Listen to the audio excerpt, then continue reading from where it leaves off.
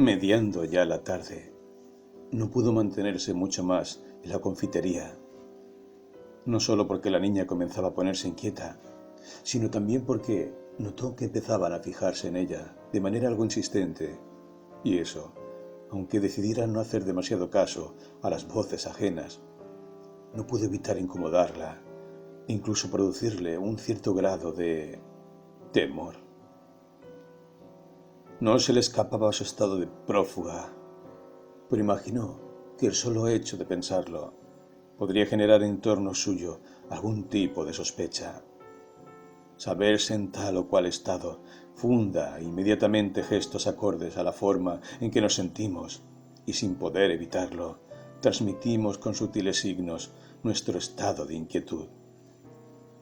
Y en este punto, la maledicencia de los individuos es particularmente perspicaz para notarlo. Prófuga era ella, una prófuga. Lelia desechó esta palabra como quien espanta el zumbido de un moscardón que se ha instalado en su hogar, decidido a acompañarla donde vaya con su repulsivo zigzagueo, y se abocó a pensar en los próximos pasos a seguir.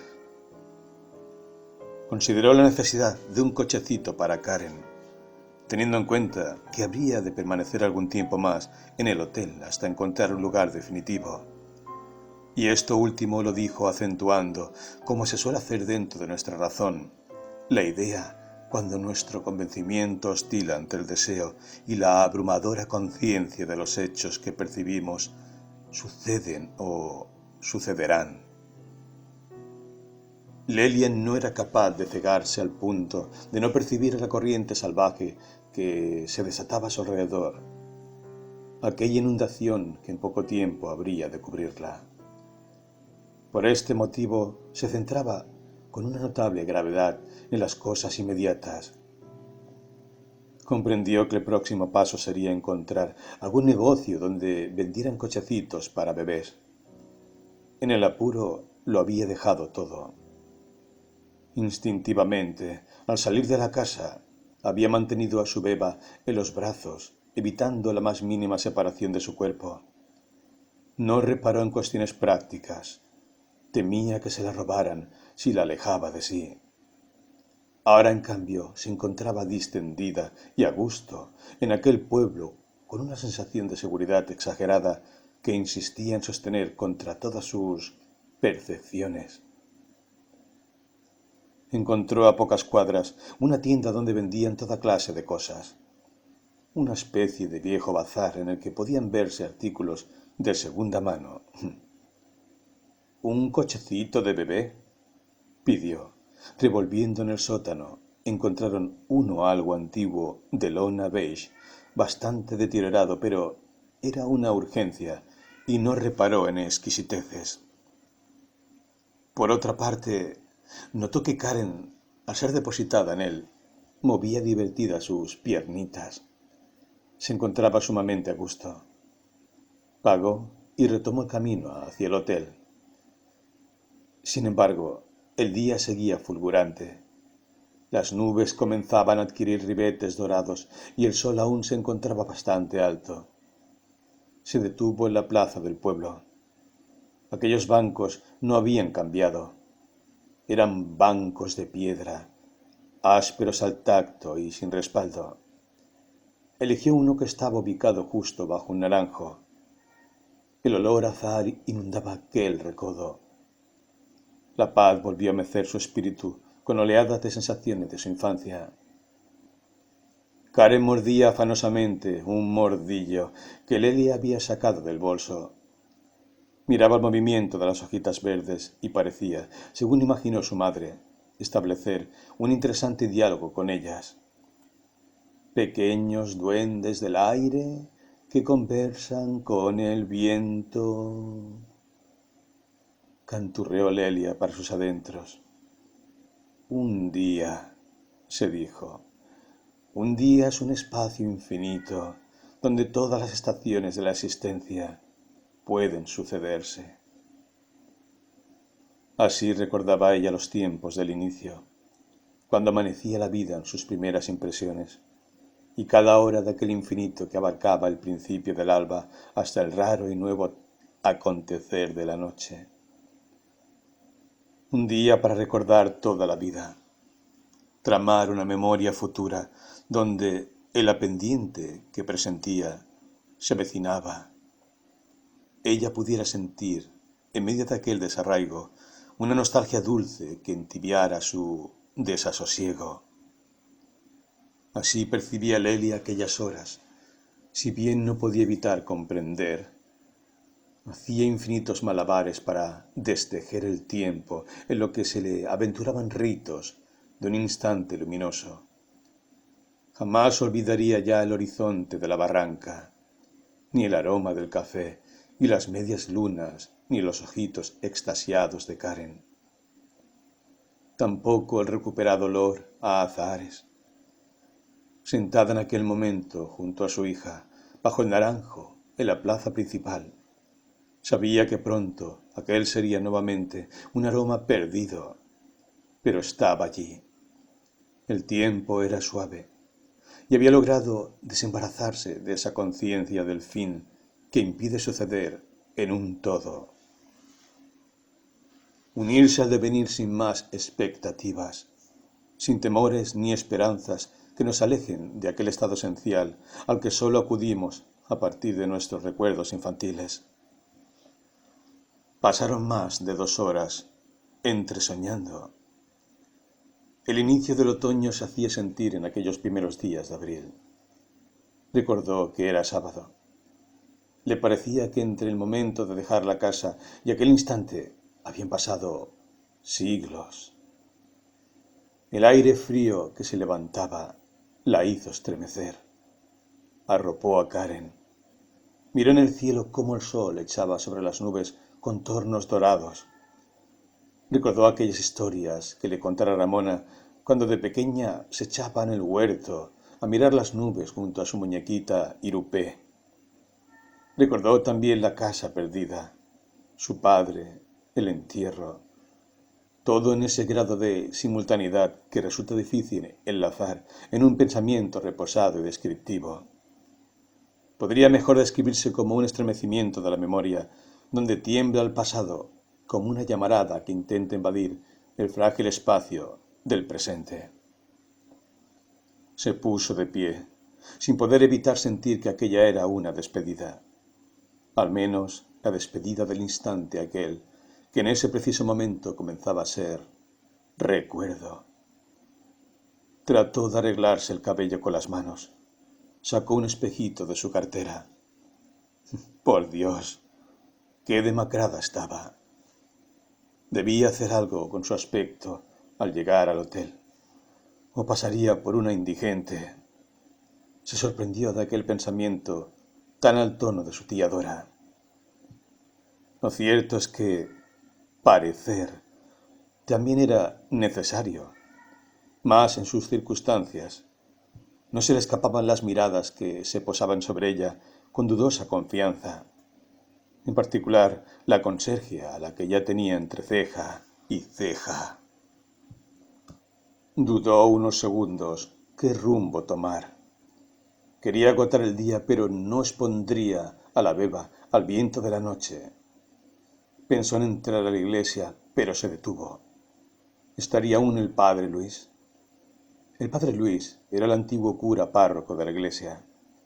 Recordaba que desde niña era él quien oficiaba todas las misas, a alguna de las cuales acudía con su abuela por el puro placer de comer la hostia y ponerse aquellos vestidos blancos como de comunión, que con tanto ahínco le destinaba su abuelita para esas ocasiones.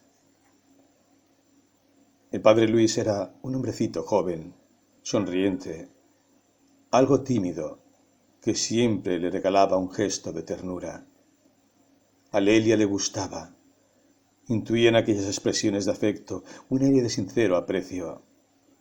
Recordaba sus sermones y si bien no prestaba atención a sus palabras, le agradaba que no engolara la voz, que se detuviera ante algún párrafo invitando a la reflexión a los presentes. Parecía creer sinceramente en lo que hacía, y aquello se percibía en sutiles giros en el tono de su voz que a veces sonaba en exceso melancólica y otras piadosa y conmovida. No era grandilocuente ni tampoco mesurado. Se notaba en él algo auténtico, poco común en los curas del pueblo. Supo por su padre que era él quien había organizado los primeros comedores para los pobres que estaban en la zona de las Canaletas. También oyó versiones de los graves problemas que debió afrontar durante los años de la dictadura. En principio fue destituido de su cargo, según decían las malas lenguas, que siempre encontraban algún argumento al tono para ensuciar lo que antes habían llenado de brillo y halagos. Por esos tiempos no era conveniente, lo decía el sentido común, hacer miga con aquellos que no eran bien vistos por los hombres del nuevo orden. Después de todo, el país estaba en guerra. Igual que con el hermano de Marcos, se hizo alrededor del padre Luis un hostil silencio. Nadie supo si había salido del pueblo o simplemente era uno más de los que se habían llevado en aquellos años de silencio y complicidad. Recordaba Lelia con cierta repugnancia de qué manera cambiaron las cosas años más tarde, cuando la década infame terminó. El padre Luis fue recibido con fanfarria por aquellos mismos que habían puesto doble vuelta de llave antes de abrirle la puerta, un solo segundo, cuando se supo que lo perseguían. «Allá va el tercermundista, el curita zurdo», decían algunos. Entre ellos la tía Dora, creyó recordar. Cuando volvió, era otro. Un hombre guapo, seguro de sí mismo. Tenía un acento español y se notaba que había recibido un trato más que digno lejos de su patria. Un exilio incluso le había aumentado el prestigio y sus acciones benefactoras habían pasado a hacerse célebres. La barba crecida, de sandalias franciscanas, semicalvo, pero con el cabello crecido de la coronilla hasta los hombros, tenía un aire de antiguo hippie de los años 60. Nadie se atrevió a criticarlo. Estaba escoltado por su prestigio. En el extranjero había trabado buenas relaciones con la comunidad tercermundista de España e incluso de Francia. Ahora era un personaje, y la distinción que merecía aquel galardón solo se recibe como consecuencia de la muerte o la distancia. Los pueblerinos se sentían orgullosos de tener a un hombre que había recibido reconocimiento internacional. Por lo tanto, las puertas de la iglesia se abrieron doblemente para el padre Luis. La municipalidad lo condecoró por su larga trayectoria de arrojo y sus acciones humanitarias en pos de la justicia social. Todo esto parecía recibirlo el padre Luis con una sonrisa algo burlona.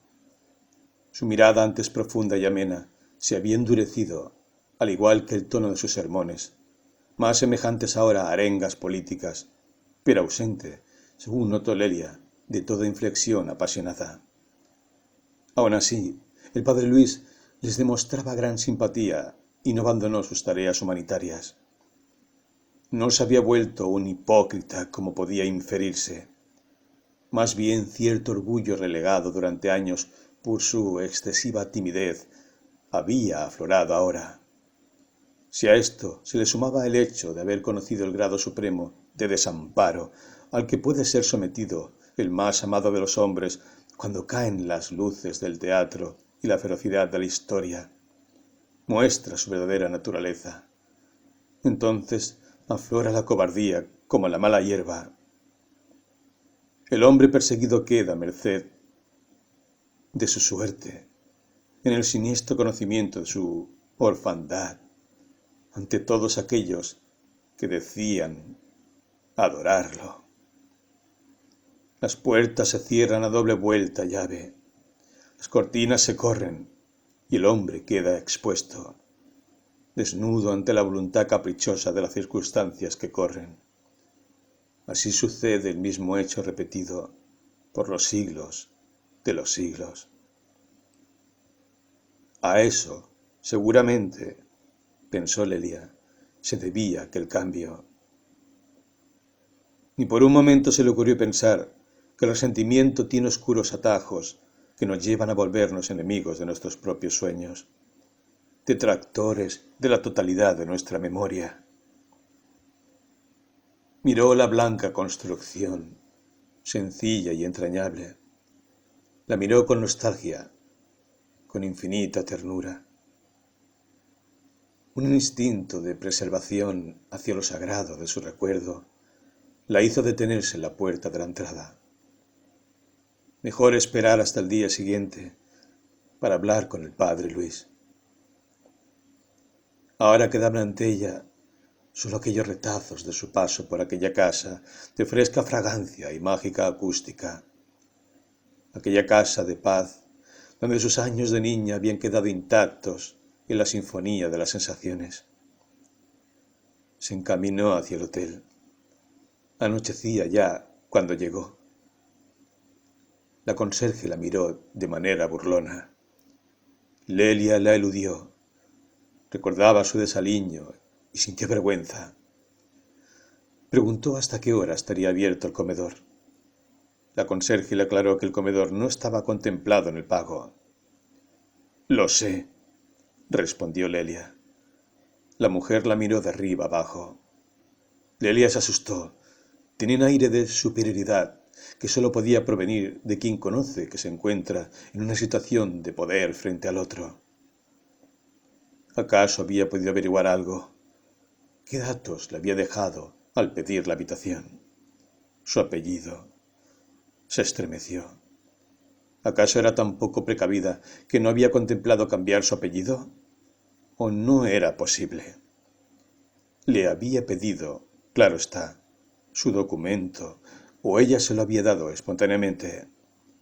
La tía Dora era asidua concurrente del pueblo. Tenía algunas cuestiones allí, negocios que, según parecía, no eran demasiado claros. No había reparado en nada de esto. Tan anubilada estaba. Sintió que el corazón le daba un vuelco. Cambiar de hotel, pensó. Irse a algún sucucho o directamente tomarse el primer tren, pero recordó lo poco que quedaba en su billetera. ¿En quién podría ampararse? Solo allí tenía conocidos. Debía esperar una noche más. Ciertamente no debía haberse relajado tanto en sus circunstancias. Era una prófuga, y la palabra le produjo un golpe directo en la boca del estómago, y sus manos empezaron a sudar.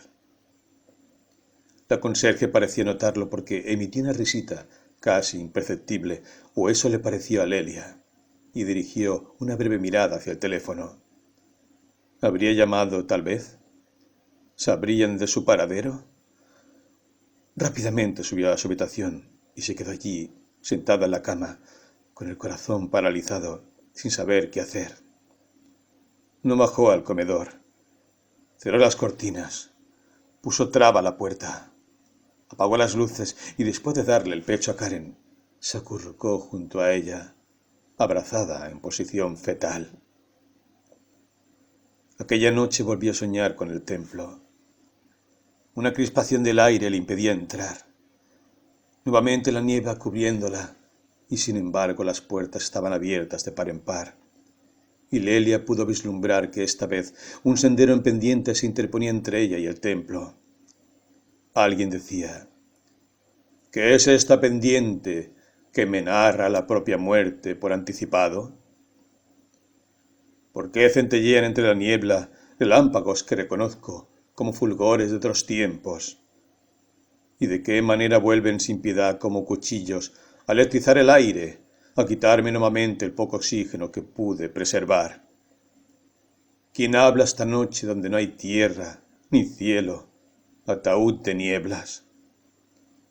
Esto es el olvido, una metáfora tangible del olvido. ¿Quién es la que camina con un corazón azul en la mano y en la otra una llama que ya no me quema? Las heridas sangran sin que las sienta. Sangran los árboles del bosque su resina y mueren silenciosos sus espíritus interiores. ¿Quién puede decirme por qué regreso cada noche a las puertas de este templo donde se levanta la cúpula, como si fuese el esqueleto de un albatros ascendido. Y más allá de esta pendiente dirán que está el camino que lleva hacia el altar, y seré salvo. Eso pensó. Pero no fue su voz, sino otra. Entonces creyó reconocer el ronco lamento de Judas, que ahora se le figuraba debía arder en llamas bajo las manos crispadas de Marcos. Ellos no podrían salvarse. Los que no han concluido su escritura, los que son asesinados por el olvido de una amnesia colectiva, más letal que el más cruel de todos los finales. Y Lelia creyó ver entre la niebla las llamas subiendo y restos de hojas de papel chamuscadas perdiéndose en remolinos absurdos. Judas encerrado en su traición. ¿Quién dirá tu resurrección cuando sea la hora esperada? La horca mece a un cadáver que ahora degluten los gusanos. No era mi historia, no era así mi historia. Lelia despertó aterrada en plena madrugada. Debió gritar en sueños porque Karen se sobresaltó y empezó a llorar. Primero quedamente, pero luego fue creciendo hasta que el llanto se tornó convulso. Karen, mi amor, ¿qué te pasa? Lelia le ofreció el pecho, pero Karen lo rechazó. Tomó el mordillo de la mesita de luz para tratar de calmarla, pero sin éxito. Karen estaba roja y lloraba de manera extraña. Alguien chistó. Lelia tembló ante aquel chistido. Karen, mi amor, ¿qué te hice? Fue una pesadilla. Mami tuvo una pesadilla. Karen siguió llorando, como si estuviera presa de su misma pesadilla. No sabía de qué modo tranquilizarla. Se sintió culpable. Sus sueños atormentados contaminaban la naturaleza pura de su hija. Eso había logrado yéndose, huyendo. ¿Estaba acaso segura de que realmente tenía suficientes motivos para hacerlo? No estaba dañando ferozmente a su hija con una experiencia semejante a una edad en que las impresiones tejen los hilos del inconsciente. Esa pesada trama, como una trampa, que dominará nuestra razón y echará por tierra nuestros esfuerzos más racionales, nuestras esperanzas y nuestra fuerza de voluntad. Karen no paraba de llorar. Ahora ya se parecía más a un berreo. Nuevamente se oyeron los chistidos. Alguien, eso creyó oír, al menos, dijo: ¿Qué le hace a la criatura? Lelia sudaba como un cargador de bolsas. Se sentía desenmascarada. Si la situación continuaba, llegaría la conserje y se armaría un verdadero escándalo. Con la voz temblorosa empezó a entonar una canción de cuna, esa que recordaba que su madre le cantaba cuando niña. Milagrosamente, a la segunda estrofa, Karen dejó de llorar. Se puso el pulgar en la boca y se fue quedando dormida entre hipos. Todo había vuelto al silencio, pero Lelia ya no pudo volver a dormir. Quedó atenta, esperando cualquier susurro. Se levantó en puntas de pie y trató de escuchar a través de la puerta. Oyó los pasos de alguien. Un breve taconeo le dio la pauta de que habría de ser la conserje que, alertada por algún vecino, seguramente, merodeaba alrededor del pasillo que daba a su cuarto. Con infinito cuidado se metió en la cama. Guardó silencio absoluto y hasta contuvo la respiración por unos instantes. Así la sorprendió el alba, agotada, y con un grado de crispación que debió quedarse más de media hora bajo la ducha caliente para poder relajarse. Aspiró el vapor reconfortante. Se sentía sucia por todas partes. El miedo había dejado acres olores en su cuerpo y la tortura interior, un feroz dolor de cabeza. Con un gran esfuerzo de voluntad se repuso, se tiró sobre la cama envuelta en toallas, aspiró la suave fragancia que desprendían y se sintió mejor. Entrecerró los ojos después de constatar que su niña dormía apaciblemente y esperó hasta las 8 horas para iniciar el día. Karen despertó de buen humor. Lelia le hizo cosquillas en la panza mientras le cambiaba los pañales y le hablaba sin cesar de todas las cosas bonitas que verían aquel día. Karen parecía entender por qué acariciaba el rostro de su madre. Le pasaba las manitos torpes por las mejillas y le apretaba la nariz. Lelia se deshacía de ternura. Para contrarrestar la mala imagen que había dado hasta el momento, sacó del bolso su mejor ropa, un trajecito que había guardado al azar, y emperifolló a Karen con un enterito rosa y una vincha con moño. Bajó perfumada, peinada y con algo de maquillaje para tapar las ojeras prominentes que le había dejado aquella noche de desvelo. Se sentó en el bar del hotel y pidió el desayuno. No podían objetarle nada. Estaba dentro de los horarios convenidos. Fueron a mirar la mañana. Karen se movía incesantemente en su cochecito, haciendo exclamaciones en su jerigonzo. Lelia volvió a recordar sus pensamientos del día anterior y sintió que se estremecía. Nunca volveremos a mirar este horizonte. La que ha dicho prófuga, como si estuviera agazapada, contemplaba burlonamente este cuadro. Lelia sintió que la observaban. Se dio vuelta. Estaba sola. Se dijo a sí misma que exageraba, que posiblemente ni la conserje ni los que la habían visto en el pueblo se habrían percatado de nada. Por otra parte, ¿por qué habrían de hacerlo, si ella no había contado su historia a nadie? Era solo una madre más, como cualquiera, paseando por un pueblo en un día de abril. Oyó las campanadas de la iglesia. Es domingo, pensó, y se acordó de la fecha. Debe ser Domingo de Ramos. Se unen los recuerdos de manera azarosa. Es posible que sea el exceso de sedantes que después de la fiebre no ha dejado de consumir de manera compulsiva. Sonríe para sí. Siempre le han dicho que era tan teatral. Ahora lo nota con nitidez. Está sola en la casa vacía, representando su tragedia, sentada ante la mesa de algarrobo con el vaso a medio beber, la cajita como un cofrecito sagrado, rebosante de pastillas y su camisón blanco. ¡Qué escenografía tan elemental para la muerte! ¡Qué obviedad! No ha tenido demasiada imaginación el creador de esta película. Hubo otras reales y aún así más interesantes, como la de aquella psicoanalista afamada que puso varias copas sobre la mesa, una de las cuales estaba envenenada. Se supone que utilizó algún artilugio para no saber exactamente cuál sería la elegida. Bebió un sorbo de cada una de ellas, y como una ruleta rusa, consigo misma, o un ritual esotérico donde se ha dividido en dos aquel individuo, el victimario prepara el juego y la víctima lo consuma. Sí, consumatum est. Esa idea bíblica que arroga cierta importancia al fin de nuestras vidas. Qué pobre se ve la mujer, como una nube blanca y rojiza, intentando hacer una tonta comedia de su desesperación. Nadie podría creerle. Resultaría inverosímil.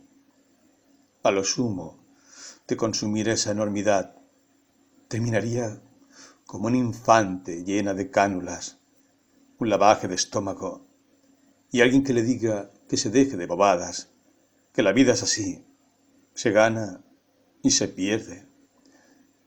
Casualmente, piensa Lelia, lo que en mi caso sucedió es que perdí a mi hija Karen. La daga es inmediata y apuñala el nombre sin piedad. Ya sabía aquella joven que no alcanzaba los 30, la que miraba a la ribera desde el barandal de la barranca, lo que habría de suceder. La memoria no es un ovillo que se extiende hacia el pasado. La memoria sucede de tal manera que es posible que aquella joven de la barranca recuerde a esta mujer, o tal vez los estados más profundos de aquel futuro que la hacían entrever y decirse que efectivamente aquella habría de ser la última vez que mirara al horizonte de su infancia junto a su hija. Después iría en busca del padre Luis. Ingenua, como siempre lo había sido, o peor aún, con esa tozudez infantil de acondicionar la realidad a sus deseos, no estaba al tanto de que el padre Luis era ya más empresario que cura, y que la tía Dora trababa estrechas relaciones con él justamente por este motivo.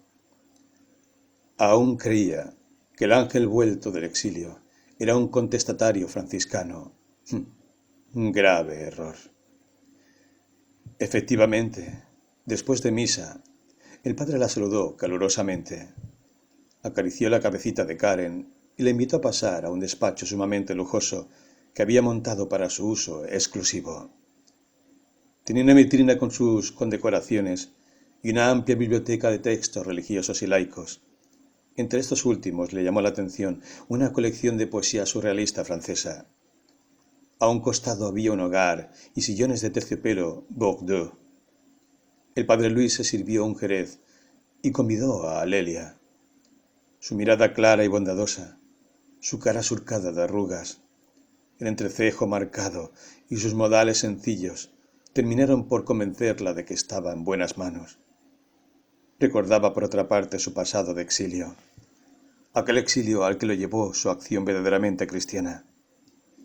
En aquellos tiempos en que el trabajo del sacerdocio debía resumirse solo a llevar a cabo la liturgia y no involucrarse con las cuestiones sociales, menos aún despertar el aguijón de la conciencia entre los desposeídos, cosa que el padre Luis hacía asiduamente.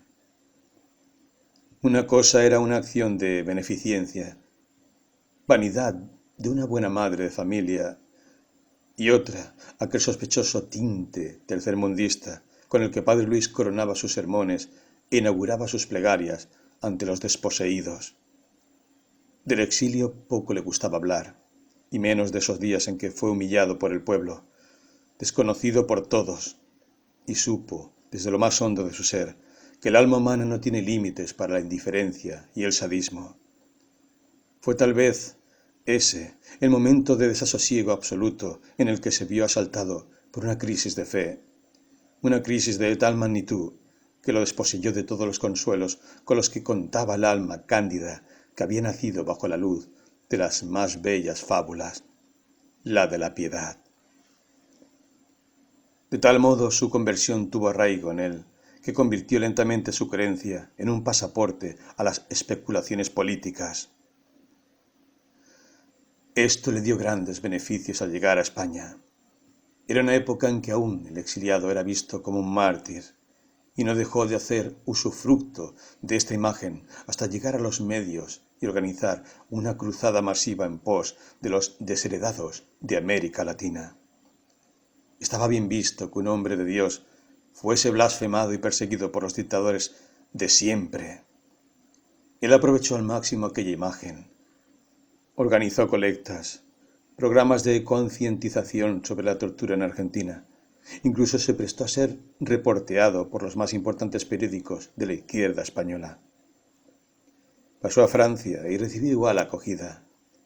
Las condecoraciones se sucedían como la multiplicación de los panes y los peces, haciendo a cada paso una humilde declaración contra lo efímero de las galas que este mundo nos da.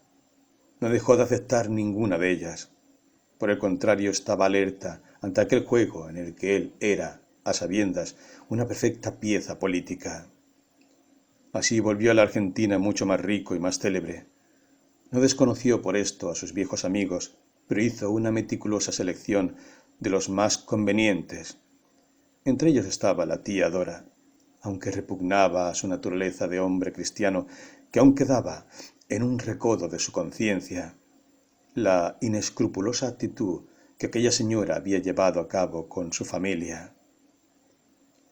Pero la vida lo había templado, enseñándole que la repulsión termina donde se inician los buenos contactos. Y de este modo retomó la relación con ella. Ya estaba al tanto de la mayor parte de los acontecimientos familiares, por lo que no llegó a ser del todo una sorpresa que Lelia apareciera ante él en aquella actitud de desamparo. Pero no se trataba de poner en riesgo ni el más mínimo de sus proyectos, de modo que, sin dejar de mostrarse encantador, y sabiendo ya, por las reiteradas llamadas de la tía Dora, de la fuga de la joven, no tardó en tomar inmediato contacto con ella, dándole a conocer paradero de Lelia. La entretendría la mayor cantidad de tiempo posible, aseguró, pero debían apurarse porque toda criatura en estado de desesperación es imprevisible. Miró a Lelia con un gesto paternal, dándole a entender que podía confiarle todo, que él también alguna vez en sus tiempos y por otros motivos debió irse, agregando, para que no quedaran dudas, que conocía muy bien la angustia que siente el desamparado. Por completo hechizada por aquella aura paternal que destilaba bondad y los mejores propósitos, Lelia, con todo detalle que le fue posible, contó lo sucedido. El padre ladeaba la cabeza en señal de acuerdo, como quien dice: ¡Qué barbaridad, hija mía! Las que has tenido que pasar. Los hombres no tienen límites. Esto entusiasmaba a Lelia, que seguía su relato, ya olvidado todo temor. Alguien le quería finalmente. Había dejado de ser una huérfana. El padre Luis se mostraba notablemente amable. Varias veces llamó a un joven asistente que escuchaba sin alzar la mirada. Hablaba en voz baja. El muchacho afirmaba con la cabeza. A Lelia esto la tenía sin cuidado. Muchas cosas que arreglar. Ha sido un día muy movido. Después del domingo de Ramos, todo queda patas arriba, explicaba el padre. El muchacho iba y venía. Traía sandwichitos y alguna golosina para Karen. La dejó hablar horas enteras. Aún más, parecía estimularla a que siguiera su conversación. Finalmente Lelia le dijo que necesitaba alojamiento, al menos por unos días, hasta que pudiera hacer una denuncia como corresponde. El padre Luis suspiró con pesar. «¿Cómo son las cosas?», dijo, dándole una palmadita a Lelia y un pellizco suave a Karen. «Será un placer amparar a una antigua amiga». Lelia le recordó el hotel de la Barranca y que antes debiera buscar las cosas y terminar de pagar la habitación. El padre asintió comprensivo. Lelia estaba feliz. Se despidió con un abrazo emocionado, agradeciéndole en forma reiterada. El padre Luis recibió este despliegue de afecto con cierta incomodidad. Bajó la mirada, sonrió levemente y les dio una rápida bendición a ambas.